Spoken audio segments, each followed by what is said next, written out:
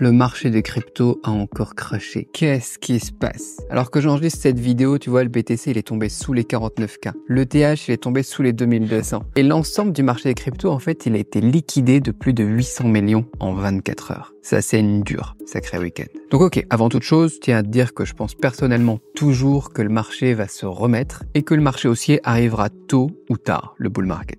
La raison pour laquelle je dis ça, je te l'expliquerai en détail à la fin de cette vidéo. Mais parlons d'abord de ce qui a provoqué ce crash. D'après ce que je peux voir, il y a beaucoup de raisons. Mais ces raisons, d'accord, elles ont un impact sur le marché des cryptos, mais certaines d'entre elles, en fait, elles n'ont pas un impact si fort normalement. Elles sont toutes temporaires et si on les regarde séparément, elles sont pas particulièrement importantes. Mais ce qu'on a vu ce week-end, c'est qu'elles étaient toutes concentrées ensemble. Tout est arrivé en même temps. On en reparle après aussi de ça. Je vais donc te parler de ce que je pense être les raisons les plus importantes. Il y en a deux. La première, c'est simplement ce qu'on peut voir au niveau macro. Le taux de chômage américain, tu vois Buffett qui vend des actions à l'appel, les actions américaines qui se cassent toute la figure, les marchés boursiers mondiaux qui s'effondrent aussi, l'un après l'autre. Le premier signal fort, ça a été l'annonce par les États-Unis du taux de chômage, qui est passé à 4,3%. Ça a été un catalyseur de la panique du marché. Et en même temps, t'as Berkshire, tu vois, la société de Buffett, qui vend ses actions en continu. Tu vois, ses avoirs aux États-Unis ont chuté de près de 50% par rapport au premier trimestre de 2024. Ça représente environ 88 milliards de dollars américains, rien que ça. Ensuite, l'ensemble du marché américain, ainsi que les marchés asiatiques, européens,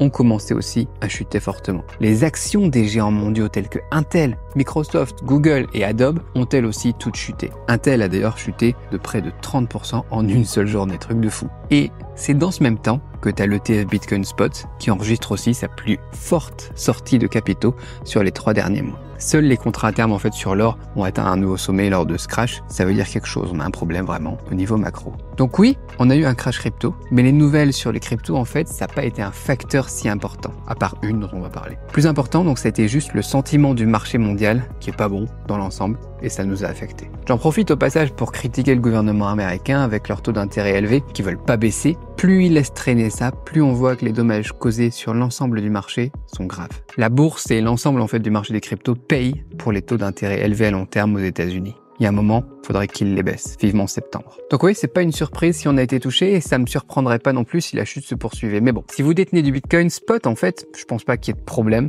Je suis toujours très confiant dans l'ensemble du marché des cryptos, en particulier Bitcoin. Il y en a certains qui en profitent pour DCA, tu vois.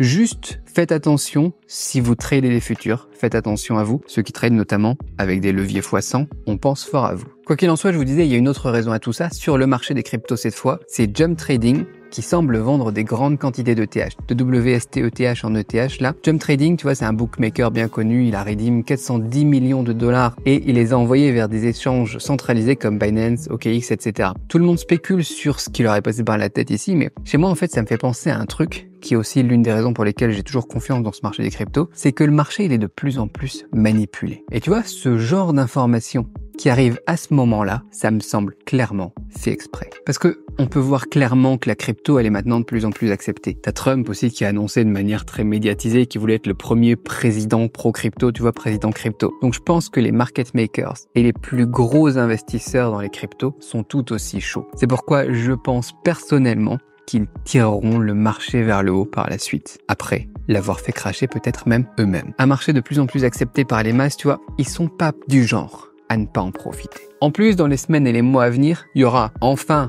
la baisse des taux d'intérêt aux États-Unis normalement, il y aura CZ qui devrait sortir de prison, il va y avoir les élections américaines, plein d'événements en fait qui sont susceptibles d'être favorables au marché de la crypto. Tout ça, combiné aux raisons que j'ai évoquées juste avant, ça fait que je pense que le marché de la crypto pourrait continuer à remonter. Donc ouais, c'est sûr, il va peut-être traîner la patte encore un petit moment ou continuer même à chuter un petit peu. Mais peu importe le nombre de news négatives, à quel point les gens flippent, tant qu'on se concentre sur cette vision à long terme, on peut comprendre que le marché haussier, le bull market, arrivera tôt ou tard. Puis vous savez, en fait, tout le monde panique en ce moment. Mais la panique, c'est pas forcément une mauvaise chose. Parce qu'en fait, c'est quand tout le monde est optimiste, tu vois, et certain que le marché haussier va arriver, que la plupart du temps, en fait, il arrive pas. Et au contraire, c'est quand tout le monde panique et désespère, quand tout le monde pense que tout est foutu, c'est généralement à ce moment-là que tout se retourne. C'est à ce moment-là que ça se produit et qu'on a un retournement rapide de la situation et le début du bull market. Enfin, le marché des crypto-monnaies, il est juste contre-intuitif. Il nous l'a montré plus d'une fois. Voilà, c'est tout pour aujourd'hui. C'était ma petite analyse rapide de ce crash du week-end. Abonnez-vous si vous voulez survivre au prochain.